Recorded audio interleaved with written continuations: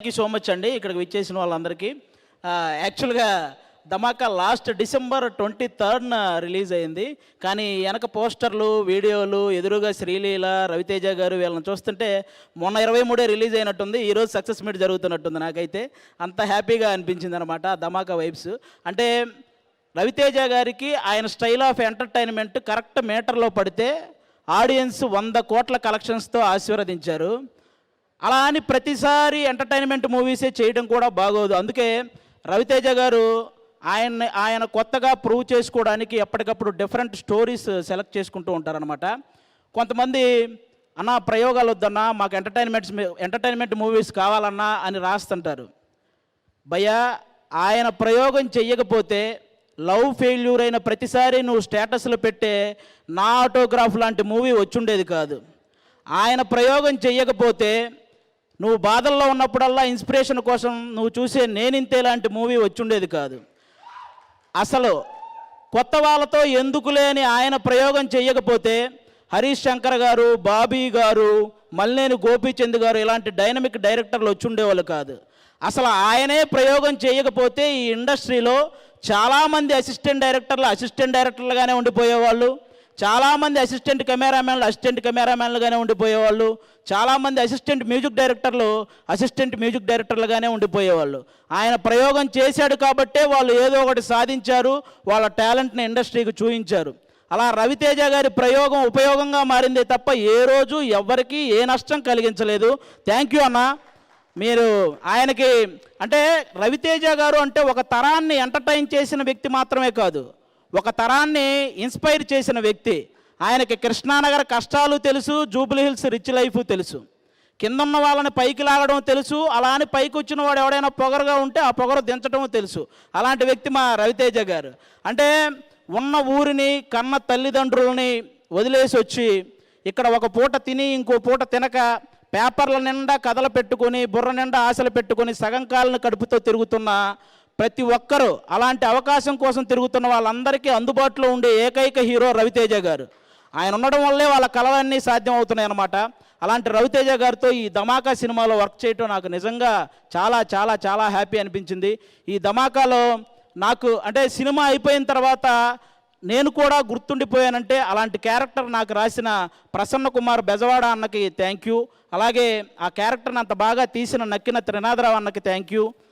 దాన్ని ఎంకరేజ్ చేసిన రవితేజ అన్నకి, అలాగే ఇదంతా కుదిరి ఈరోజు దాన్ని 1 year సెలబ్రేషన్ చేసుకుంటున్నామంటే దానికి కారణమైన పీపుల్ మీడియా ఫ్యాక్టరీ వాళ్ళకి కూడా థ్యాంక్ యూ సో మచ్. అదంతా జరిగింది అంటే కారణం పీపుల్ మీడియా ఫ్యాక్టరీనే, ఇంత పెద్ద సక్సెస్ జరిగిందంటే థ్యాంక్ యూ సో మచ్. అలాగే లాస్ట్ December 23 కదా ధమాకా రిలీజ్ అయింది. అంటే జనరల్గా రవితేజ అన్న నుంచి మీరు కోరుకునేది అంటే ఇప్పుడు నాకు మా హీరో కామెడీ కావాలి అని కన్ఫర్మేషన్ ఉన్న సినిమా కావాలంటే మీరు December 30th ఒకసారి వెంకీ సినిమా రిలీజ్ అవుతుంది, అది చూడండి.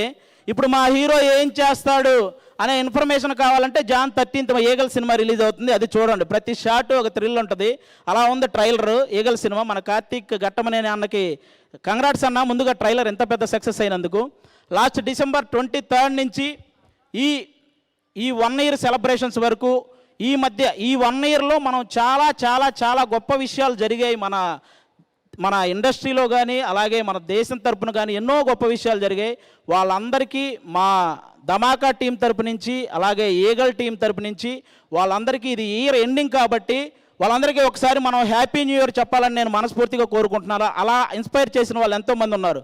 అందులో ముఖ్యంగా మనకి ఆస్కార్ అవార్డు అనేది మన చెవులతో వినడం తప్ప చేతులతో పట్టుకోవడం జరుగుద్దా అనుకున్న వాళ్ళకి మనందరికీ ఆస్కార్ అవార్డును పరిచయం చేసిన చంద్రబోస్ గారికి, కీరవాణి గారికి, వాళ్ళిద్దరికీ కూడా హ్యాపీ న్యూ ఇయర్ చెప్పుకుంటున్నాను. అలాగే ఆ పాట అంత రీచ్ అవ్వడానికి ఎవరైతే రీజన్ అయ్యారో ఎన్టీఆర్ గారు, రామ్ చరణ్ గారు, వాళ్ళిద్దరికీ హ్యాపీ న్యూ ఇయర్. ఆ పాట థాట్ని ఆ సినిమాలో పెట్టిన రాజమౌళి గారికి very very very happy new year మా టీం అందరి తరపున. అలాగే నేషనల్ అవార్డు అనేది ఎక్కడో హాలీవుడ్ హీరోలకి, బాలీవుడ్ హీరోలకి వస్తుంది, మన తెలుగు వాళ్ళకి రాదేమో అనుకున్న టైంలో ఆ విషయంలో తెలుగోడు కూడా తగ్గేదేలే అని ప్రూవ్ చేసుకున్న మన అల్లు అర్జున్ గారు, ఆయనకి కూడా హ్యాపీ న్యూ ఇయర్. అలాగే మన దేశం తరపున మన క్రికెటర్ వరల్డ్ కప్ ఓడిపోతే మనందరం బాధలో ఉన్నాం. అలాగే మనకు వరల్డ్ కప్ ఇవ్వలేకపోయామని మన దేశ క్రికెటర్లు అందరూ బాధలో ఉంటే ఆ టైంలో డ్రెస్సింగ్ రూమ్లోకి వెళ్ళి ప్రతి ఒక్కరిని పలకరించి వాళ్ళకే కాకుండా మన దేశానికి కూడా ధైర్యం చెప్పిన మోడీ గారికి మా 2 టీముల తరపు నుంచి హ్యాపీ న్యూ ఇయర్.